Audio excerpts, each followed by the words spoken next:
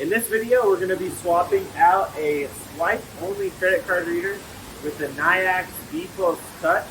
This is on an Etowah Valley car wash meter box. Etowah Valley has their own proprietary timer as well, and that's going to be getting swapped out with a much more user-friendly Dixmoor LED 7. Going to go over the whole thing, all the wiring, and show you guys how to get these things set up. Alright, so I've turned the power off to this meter box. I'm going to unlock it, slide it forward, and hang it just like that. Now in the back here, I'm going to disconnect our main wiring harnesses. This one has 3 auxiliary and then a primary that is, I believe that's 15 pins is what that is. So a lot of wiring going on here. And then I can just pull out this whole box. Oh, it's also, this is for the old credit card reader system, an old phone cable thing to direct wire the internet for the credit card system. We won't be needing that anymore. So then I'll be able to take this whole thing and go to my garage and build it out. So check this out. I pulled off this magazine because I was just gonna leave this here at the car wash and empty out the cash from it. And people actually spend $2 bills at the car wash. I get these at my own car wash all the time. This is a friend of mine, his car wash, but it's surprising how many of these actually come through here.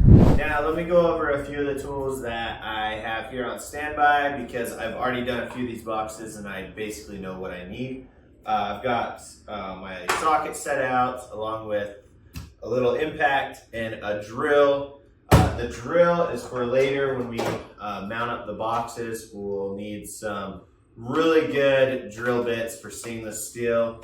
If you know of like a good industrial supply place where you can get cobalt bits, those are best. But these Milwaukee hard metal bits also have worked pretty good for me. They just don't come in the bigger sizes, like 1/2 inch, which you'll need in order to get your wiring harnesses and stuff through. I got some terminal connector crimpers and connections. I've got the Nayax reader, obviously, with a pulse cable. You'll want to make sure you buy the Nayax device with a pulse cable. And while you're buying that device, make sure and use my discount code that I have for Nayax devices.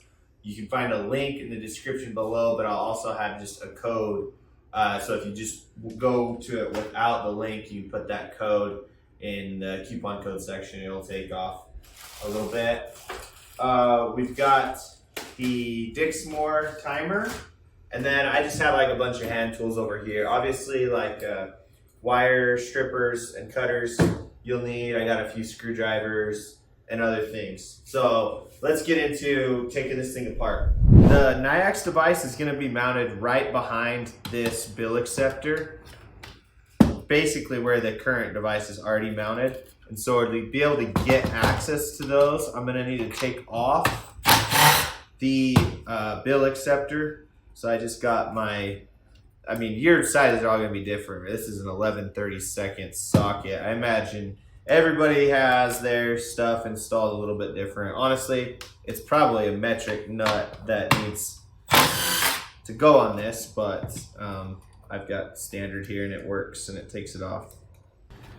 All right, so once this is loose, you can just disconnect the wiring harness and set this to the side. The screws that hold in the card reader are complete junk. First off, they are flat-headed, which was a dumb idea from the beginning. I hate flathead screws. Can't put a power tool on them. You gotta do them manually. But most of these will actually break off as I'm trying to pull them out, just like that one did, because they're plastic.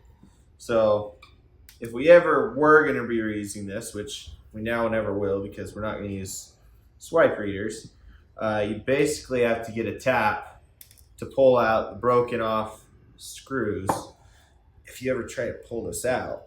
So there we go, another one broke off. So those screws break off, and then this will just pull right out the front. Once I'm just gonna snip the back. just like that. So keep a garbage can close because we're throwing away a bunch of stuff. Now we're just gonna keep trimming the fat off this thing. This is really an overcomplicated box. Like I was saying earlier, these phone cable connectors are so you can hardwire in your card readers to process transactions, which we're all going to be wireless now. The Nayax devices all run off cellular coverage. You can run a Cat 6 cable to them and hardwire them in, but as you just saw right there, I just snipped the wires coming from the coin acceptor going to the old timer that we're getting rid of. This was the bill acceptor harness. So we're going to come in here, break this zip tie, and then I'm going to snip all the wires coming off of that harness going to the bill acceptor. So we got coin and bill acceptors off to the side.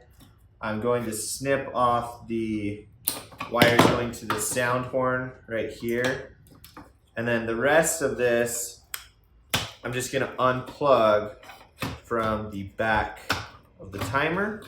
So now we have a loose timer, wire-wise at least, and we're ready to get this unbolted. Okay, so once again, these are 5/16 nuts on the timer, but I can't promise that whatever system you're using will be the same. Oh, also it's nice just to keep a nice little dish handy like that to store all these bolts, because although we're not remounting this same timer, we're still using the same studs to remount our Dixmoor timer. It's gonna line right up with these studs, which is nice. So there we go. The timer is loose. You can see it's got a little orange plate on the front of it. But here is what that timer looks like. This one has tape around it, so it's actually not coming off as easy. Quick intermission there, so I could pull out this screw right here that had some of the old plexiglass cover on the back there. But of the other 4 boxes I've done, that plexiglass had all been removed.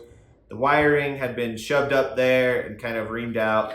But this is what that timer looks like. It's just this sandwiched mess of a thing. I reached out to Etowah Valley themselves, and because I wanted to wire the Nayax device directly to this, I figured you could, because it just sends pulse signals just like a coin acceptor or a bill acceptor would. But they didn't really want to give me a lot of direction on how to do that. In fact, they told me I needed this specific device to do it, that they were sourcing, and they didn't necessarily say they'd sell that to me or anything. It was just a really difficult conversation, and so I decided, you know what, scrap it. Let's just go to the system that I know that I have on my car wash and use on my car wash. It's a lot simpler and easy to understand, easy to maintain, proven. You saw me spray this piece of plexiglass with some glass cleaner. I'm just gonna clean up the dirt that was trapped behind the back, because I'm gonna reuse this just as a little bit of a buffer between the plate, the face plate and the new Dixmoor timer. So I just want to clean it up like new. Shouldn't take much. Really, this isn't a requirement, but it's just nice, like I say, to have an extra layer there. So I got that cleaned up, and then I'm going to take the rag and clean the face of that up again as well, so that we're ready for the new install.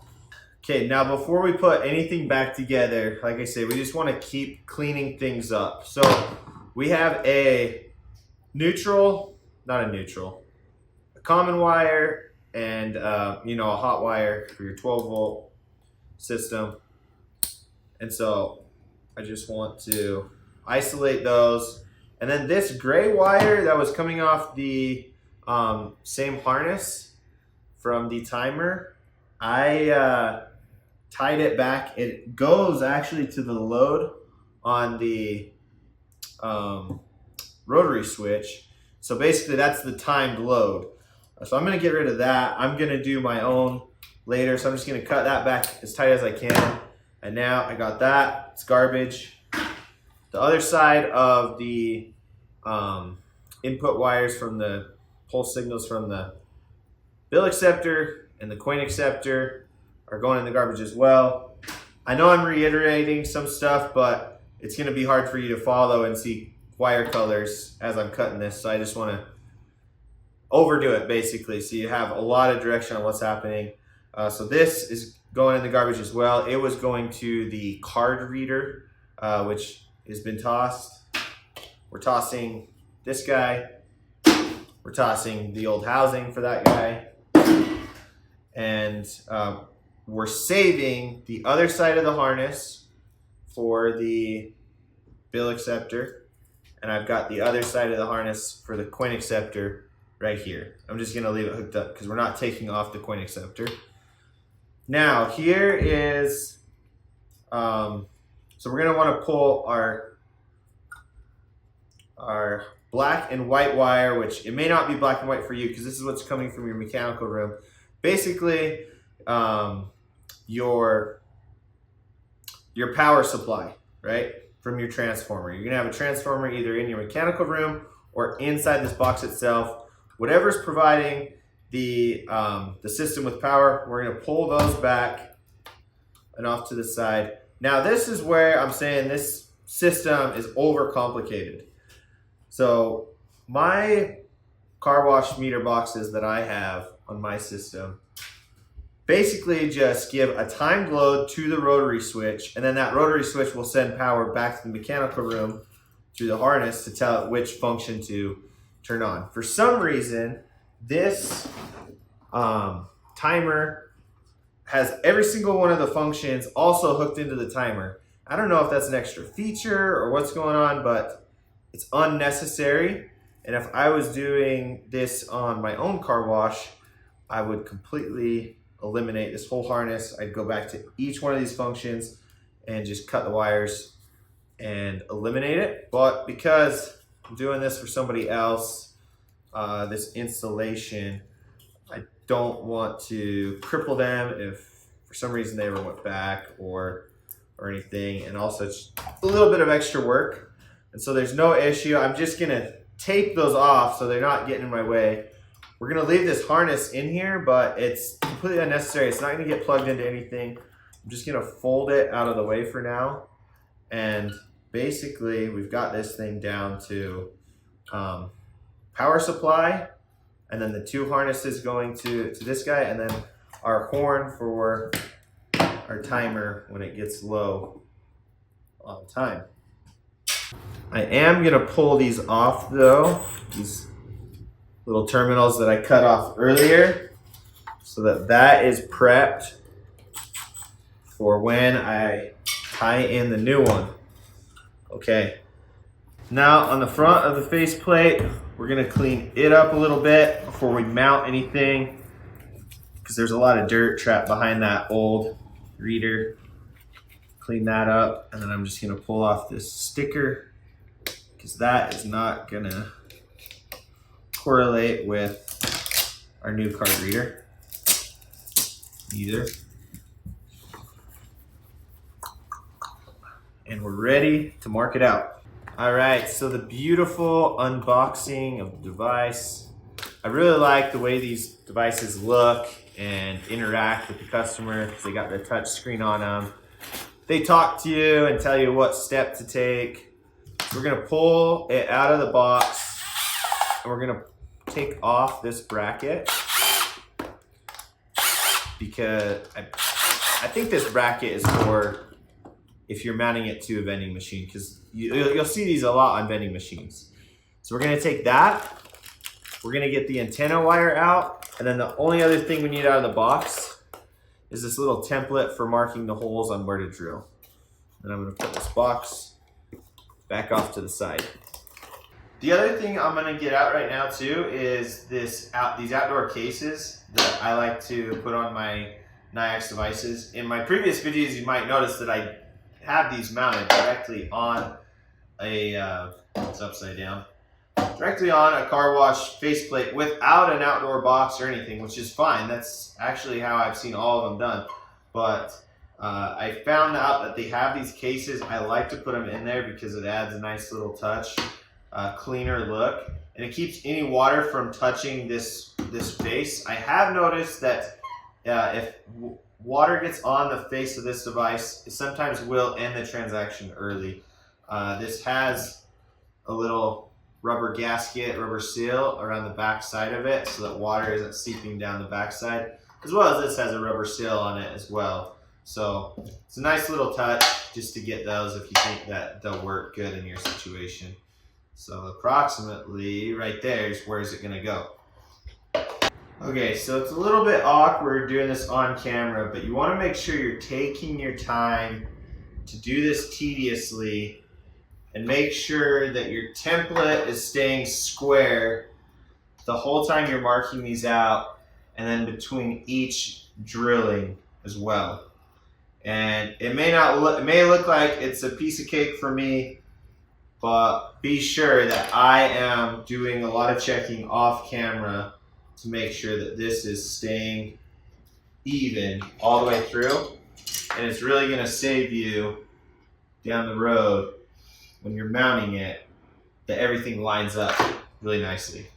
The 4 screws that the Nayax device mounts to are marked out here.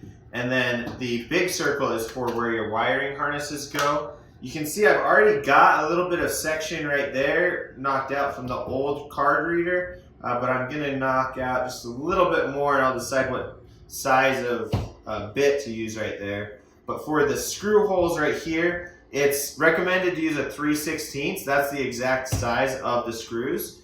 But if you don't get them exactly lined up, you may have to go up even as high as a quarter and use some washers. So I'm just gonna take some extra time and see if I'm good enough to do this with just 3/16, the exact size.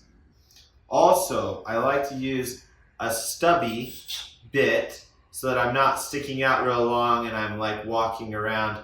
I have more control over this if it's a stubby drill bit.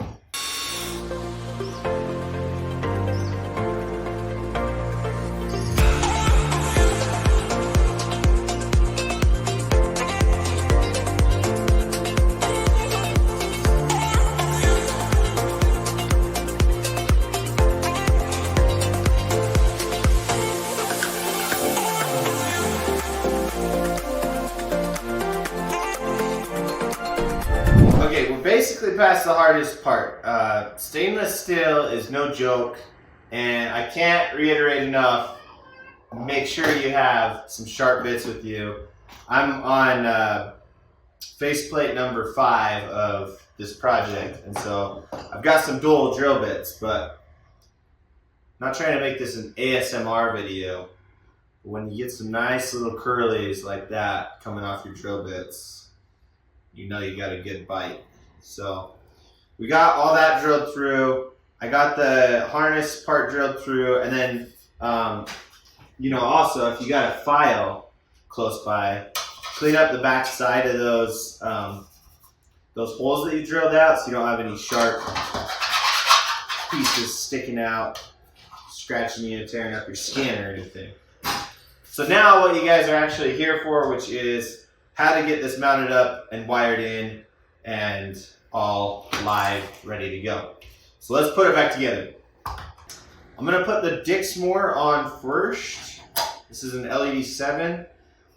Side note, LED 6s have some issues. The newer models have issues with the Nayax in count up mode. Not to get into any conspiracy theories, but CryptoPay and Nayax are competitors, and from what I hear is Dixmoor and CryptoPay are kind of like sister companies or something. I don't know. I just heard that from somebody. So LED 7, if you can, is the one to get for this installation. The sticker on the LED7 that gives you like all the modes and settings and everything should be facing up so that your display is reading correctly. And then it's not an exact fit, so I have washers that I'm putting on all these studs just to make sure I get a nice tight mounting of all these. Alright, I'm ready to mount the Nayax up now, and I want to mention that if you're going to use the outdoor case like I have, you'll need to get a little bit longer screws. This is the one that came out of the box on the unit, and I got ones that are about 1/4 inch longer than those to be able to sandwich this case in between. They're M4 screws, so they're metric. Just go to a hardware store and match them up. So on the device, I'm going to take out a little clip there, and then I've got the pulse cable coming through, and I've got the antenna cable coming through. I'm going to thread those through the outdoor case, and then I'm going to clip in the pulse cable to the back side here. You want to be careful because those are really small pins, but I got that in, and then I'm going to connect the antenna in. Then I'm going to put this back on. So you got your yellow cable coming through, the antenna cable coming through. And you just got to line everything up with that longer screw that I was talking about.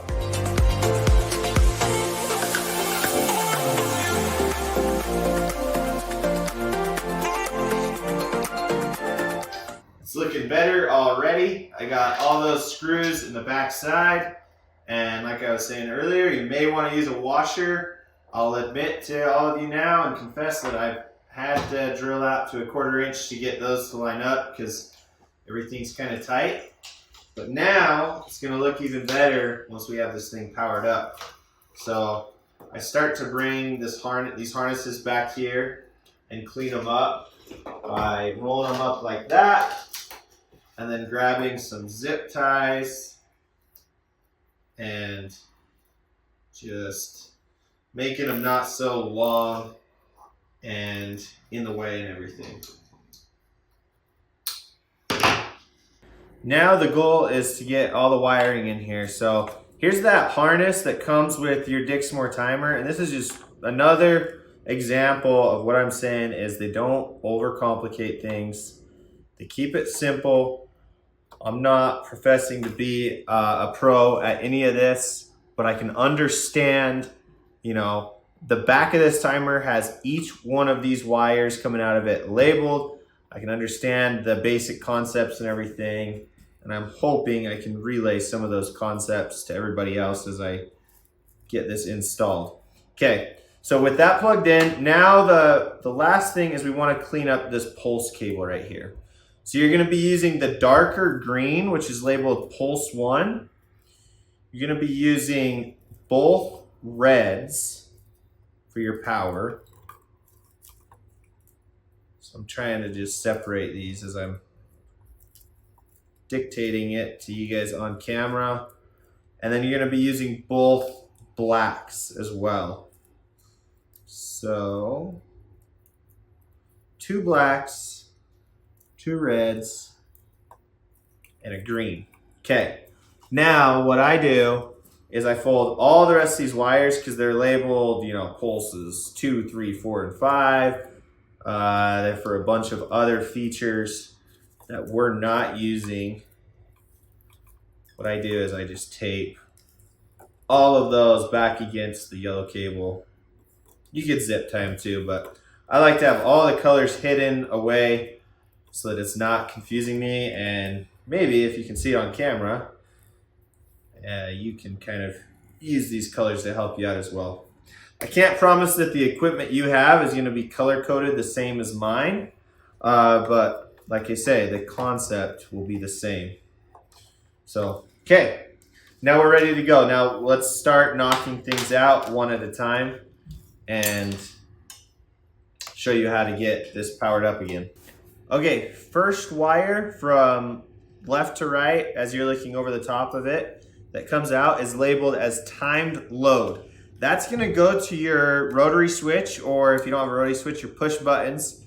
Anyways, it's the power that's live when the timer has time on it and it's giving power to your functions. So I trim these back. I want to leave a little bit of slack, but I definitely want it to have a clean look to it. So I am going to cut it back, put a terminal on there. I got these nice Klein terminal crimps that someone recommended to me in the past on a video. And I've really liked using them. You can see it just crimps it just like that. And they ratchet. I may or may not have a link for them in the description of this video. Would help me out if you guys use that link to buy them if you want. And I may be blocking the camera a little bit here. But basically the top of my rotary switch right here has an L on it, which is load. So that's power going into the switch to give it juice to all the functions, right? All right. The next wire coming off of the Dixmoor timer is actually not labeled. It has a short little blank there, but this is gonna go to your card reader. So white with the black stripe, that goes to your Pulse 1 off of the Nayax Pulse device, which is exactly how I have mine wired at my car wash as well. So I'm gonna pull that back, give it quite a bit. Okay, these wires on the Pulse cable are actually super thin wires. So I'm going to the green wire, Pulse 1, off of the cable. And I don't even have a slot on my strippers to strip these. So I kind of just go up to this spot that's still a little bit sharp, and I don't crimp it all the way down. I do it super carefully so I leave as much wire threads on there to bite to. Then I twist it onto the white with black. A little bit too long, tighten that up. And then I just use these short little, or these small little gray wire nuts to put that together. Okay, so that one's done. And then the next one I'm gonna jump to is the horn, because that way I can get the orange and blue wires knocked out and out of the way. And they're just gonna come back under here, close to the horn. And I'm gonna need to put terminals on these as well. So these ones I cut pretty short because my horn's mounted right next to my timer. So it's pretty easy to get to. I just need to grab a couple, well, let's see.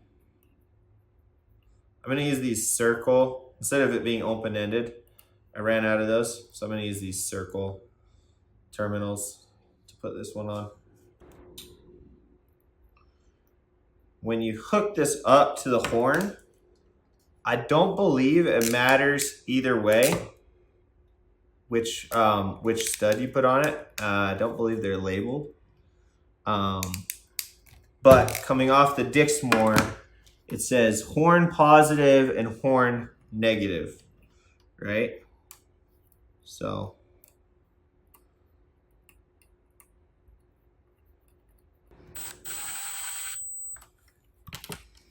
also keep in mind you can kind of unthread the front of this and turn it so you can get the right angle to get these. You know, it may be difficult for you to get a screwdriver on the stud or to get the wire in there. Of course, I'm assuming that you're installing on the exact same faceplate I am and you've got the same obstructions in the way. But there we go. Okay, so the horn is now wired off the orange and blue, solid orange and solid blue wires coming off there. And then the next two I want to get out of the way are, this is actually going to be able to get a lot of wires out of the way. What we're going to do is we're going to do the hot terminal coming off the Dixmoor, which is red. I'm going to measure it out to, basically I'm going to cut half the wire size off that because I don't need all that length. I'm going to strip it pretty long. I want to have plenty of grab or plenty of contact made on these wires for sure. Okay, so now what I'm getting into is I'm going to be putting all the hots together. So that's black hot coming off of this is an IDX coin acceptor. I'm going to bring that harness back over here that was coming off the bill acceptor. And I'm going to do the black wire hot coming off there. I'm going to strip that. The other hot that we need, and now this is going to be a little bit confusing, so make sure and pay attention.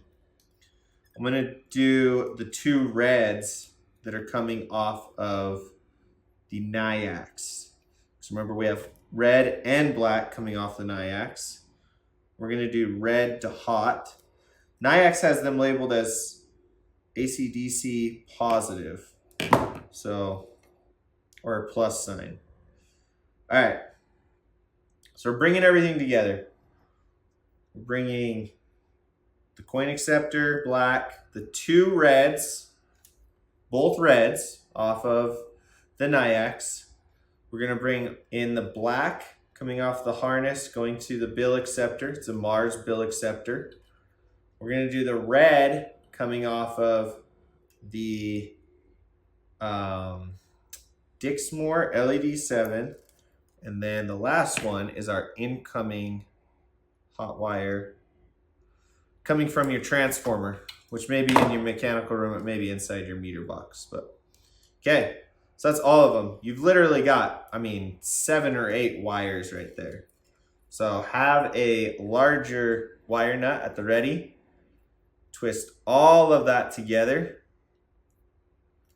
Clean up the end a little bit. Get a good wire nut and tighten those together. Okay, so we got our 24 volt hot connections all made. The next one, and this is why I say it's confusing, is because not all manufacturers use the same color code. Off the Dixmoor, it's going to be green, which to me means ground, but to them means 24 volt common. So to them, green is common. So we're going to strip that one. We're going to go to our Nayax device and we're going to do our two blacks. So that's going to be, the blacks are going to be common on this, on the Nayax device. We're going to do the white wire coming off of the IDX coin acceptor. Okay. Pull that. Okay. And then on the harness that's dangling here for the Mars bill acceptor, we're also going to do the white wire. And then there's one more. So on the coin signal coming off the Dixmoor LED 7, you're going to pull the gray wire. It's the very last wire on the right side. That wire is labeled as coin common. We're going to wire that also to all of our commons. Okay. And then we also need to strip our power coming in. And I strip quite a bit. I give it a lot of extra so I can get a nice solid twist on all these. Make sure you got everything, right? So just go through them one at a time. Go coin acceptor, bill acceptor, card reader, timer. We're bringing everything together. And I'd probably be taking a little bit more time to make sure the wires are all ran the way I like them if I wasn't doing this live on camera. And make sure you get that gray that's coming off. So you got two commons coming off the Dixmoor that you're tying together. The green one, which is your power common, and the gray one, which is your coin common. And I'm double checking I got everything. I'm gonna give a good twist of them all together. I'm gonna clean the end. I'm gonna put a larger wire nut on that. And I did that all in one breath, but that's what it looks like when you're done. I got done wiring all that up and then looked at the camera and saw that I was doing half that wiring off camera. So I can already hear you guys in the comments telling me to actually show you what I'm doing. So I hate repeating myself over and over again, but I know this is not a simple process and I want to be thorough. So bear with me. Now that I have this all in camera, I'm gonna go over it one more time. So on the hot side, I've got the two reds coming off the yellow Nayax cable, two thin red wires, right? I've got the black wire coming off of the IDX device. I've got the red wire coming off of the Dixmoor timer. And then I have another black wire that's coming off this harness going to the Mars bill acceptor. And that all ties in with the black wire coming off my primary harness going back to the mechanical room where the transformer's at for 24 volts. And that's all tied together under one wire nut. The other wire nut has green and gray off the Dixmoor. It's got the white off the IDX. It's got the white off of the Mars. And it's got the white for the incoming. All under one wire nut. Okay, so basically we're left with a yellow wire with a black stripe coming off of here. And we're left with a brown wire, solid brown wire coming off of the Dixmoor as well. So I'm gonna just get these ready to get tied in by stripping them back. Because on my application, because I have bill, coin, card reader, everything, I'm using every single wire. It's all getting tied in somewhere. Okay, back way up. And I know I'm not gonna be able to edit this out, so I'm sorry for misleading you guys there for a second. But I made a mistake. I was doing this on the fly and I put one wire in the wrong spot. So I knew there was somewhere else that we were grabbing a common from, but I was mistaken. It's not this gray wire right here on the end. It's actually coming from the bill acceptor. So I knew there was two commons coming from one device, but it's actually the bill acceptor.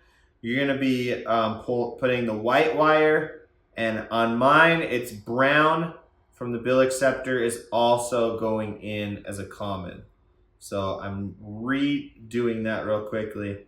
And once again, I apologize for stating that wrong and causing any confusion. So I had to go back and look at a previous installation to make sure I had everything right, but I'm glad I caught it now and didn't have this all installed and then realize or have to track it back down. Okay, so I promise it is done right this time. Now, the next wire we're pulling in is we're gonna be putting the yellow with black stripe wire to the bill acceptor wire, which for me is orange. I hope the colors on somebody's installation is the same as mine. So stating the colors actually helps you out. It doesn't confuse you either. Okay, so yellow wire, black stripe, which is not labeled on the Dixmoor. It's like a extra wire that comes off there. That goes to my bill acceptor.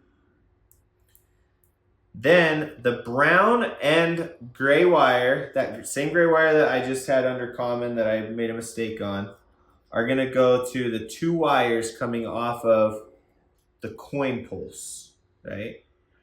So I have an IDX coin acceptor. At my personal car wash, I have Slugbuster coin acceptors.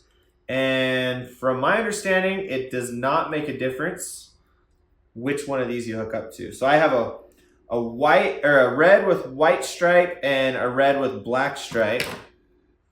And either way, as long as you're getting a pulse through these, it's going to be the same. I haven't paid attention to whether I do it one way or the other on any of my other installations, and it always works. So either I'm just getting lucky, which probably is unlikely, or it doesn't matter. So, all right. So coin acceptor goes to brown and gray. Yellow goes to orange. Bill acceptor. We got horn. Got everything tied in. I don't have any other loose wires. I got my timed load going to the rotary switch, and now we got one last thing to slap on here before we do this. I'm actually going to hook up the wiring harness first and click this on here, and now I'm going to be hiding those wires. I had to take this off, remember, because the card reader, which is the whole reason we're doing this whole thing, is being mounted directly behind the bill acceptor. So now I'll put that together. I'll clean this up, show you how I do that, and then we'll get some power hooked up and show you it's working all live. Okay, like I was saying earlier, I wish I could do this a little bit cleaner, but if you own a car wash, you know what I mean when I say zip ties are your best friend. Just tie some wires up tighter so that you don't have a spider web of stuff going on. So I'm going to tie hot and common stuff together under a zip tie so you can kind of see where all the power is coming from. Another pet peeve of mine is when people don't snip the ends of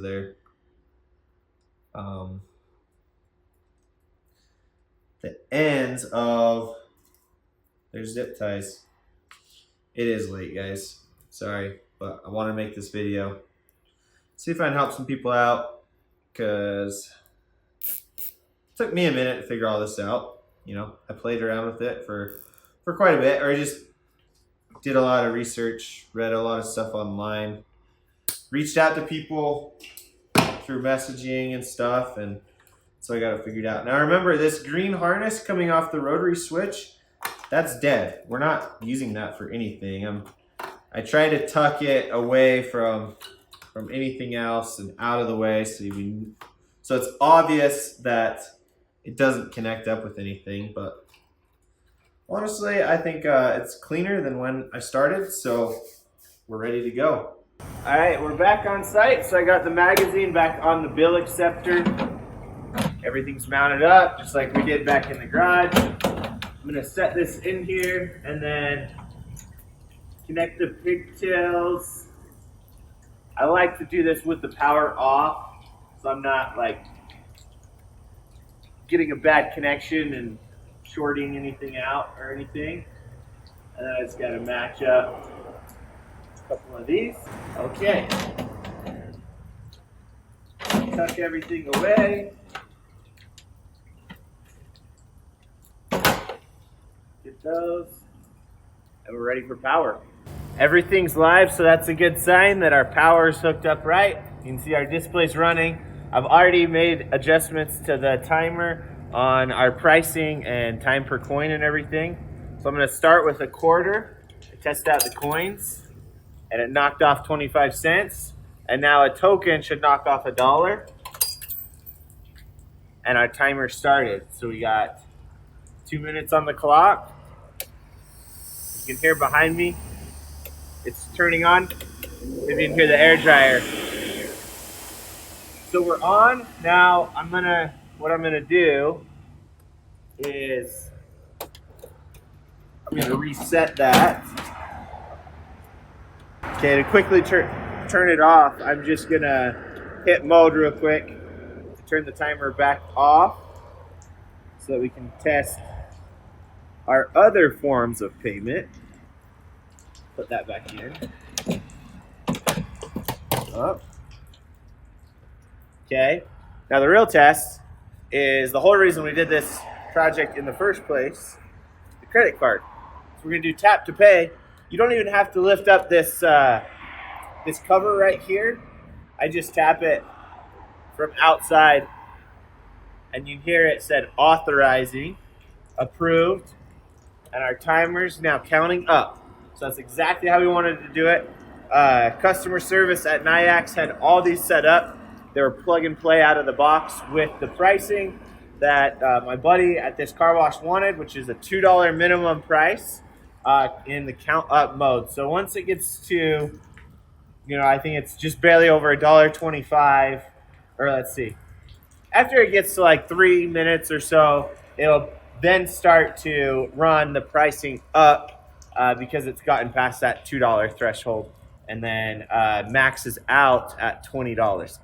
The one thing with these devices and what the customer base basically has to get familiar with and learn over time is that if they do not turn off the credit card reader, it continues until it maxes out, and then you start getting phone calls that $20, it was $20 and they only used $5. Well, it was $5 when they walked away from it, but it was still running. So stop on the rotary switch does not stop the card reader. So one of the downsides, but this is an awesome setup, way better than what we had before. You can do tap to pay, chip, swipe. I have these little key fobs that I give to my attendants to be able, they're prepaid already, and you can use those to start the machine as well with prepaid credits. And it's got a really nice display on it too, which is, I think, one of by far the best features. That it interacts with the customer. It says insert, it says swipe. It tells them if there's an error, where if there's just lights and stuff, they don't really know what's going on. So with all that, guys, I know the video in some places, I wish my camera skills were a little bit better. I missed a little bit of the wiring and stuff, but I hope that you can figure out what was going on there and be able to apply it to your own machines, whether it's car washes, vending machines, vacuums. I'm probably going to do some more of this stuff and try out these card readers on token machines as well. And so stay tuned for all that stuff. Subscribe below. Like the video if it helped you out. Comment below if you're installing it on something else and learned something new or something that I didn't go over. I'd appreciate that, and we'll see you in the comments.